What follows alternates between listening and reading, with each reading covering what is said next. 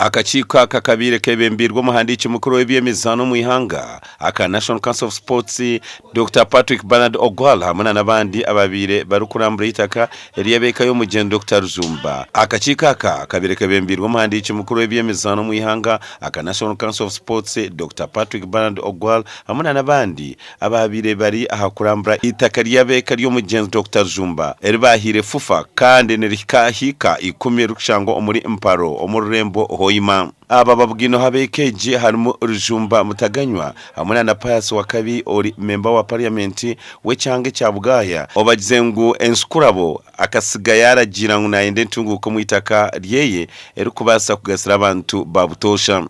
Dr. Patrick Ogwara obira kuri akakiiko k'ebyemizano agizere ngo Hoima eine ikiri kwetengesa okutebeekanisa empaka za AFCON abo kugira ngo binitaka ryo kwombekwamu ekishaayi cyo mupira hamwe n'ekishaayi cyenyonye ecyakabarega ekiriyo nikyombekwa. Aba bagize ngo baza gukora report ebarukuza kutwara mu government okora enchomu obwo Uganda kwetekatekera kutebeekanisa empaka za Africa egisira ahari Kenya hamwe na Tanzania mu mpaka zirabeho mu 2027. Oroitwe tuli bantu aba supporting aronda abahagire mipira.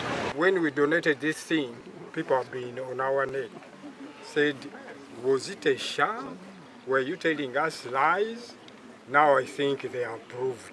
James Rujumba, he was a very, very developmental man. He left in his will that he wanted a community project on his land. Ekishaayi kino kiraija kigenda kuhindura Hoima city, kigenda kuhindura Bunyoro.